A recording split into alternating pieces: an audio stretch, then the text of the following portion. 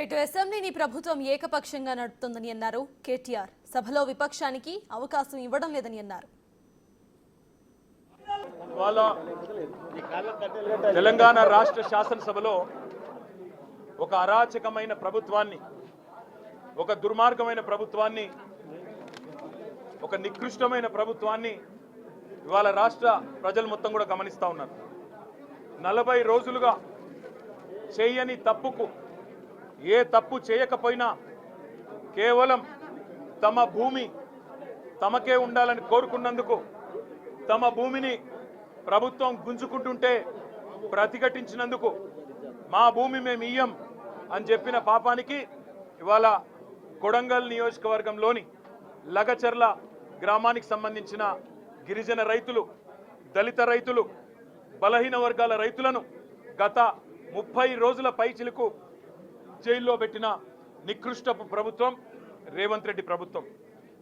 ఎంత అప్రజాస్వామికంగా అంటే తమ భూములు తాము ఇవ్వము అంటే వారి మీద కేసులు పెట్టడమే కాకుండా వారిని 3rd డిగ్రీ టార్చర్ కూడా పోలీస్ కస్టడీలో గురి చేసినారు.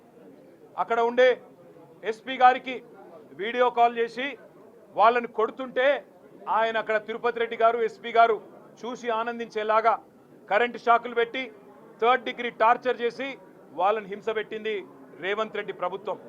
ఎంత నికృష్టమైన ప్రభుత్వం అంటే ముఖ్యమంత్రి సొంత నియోజకవర్గంలో రైతులు 35 రోజులుగా జైళ్లలో ఉంటే అది సబ్జెక్ట్ కాదట, అది చర్చనీయాంశం కాదట.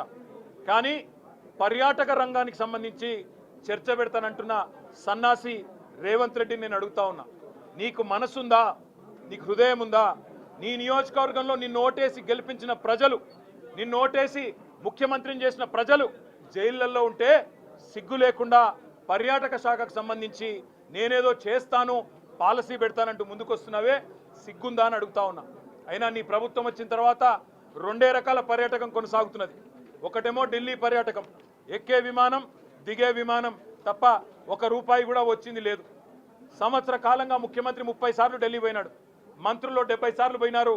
కానీ 100 సార్లు పోయినా 100 పైసలు కూడా తెలంగాణకు తేలేని సన్నాసులు ఈ కాంగ్రెస్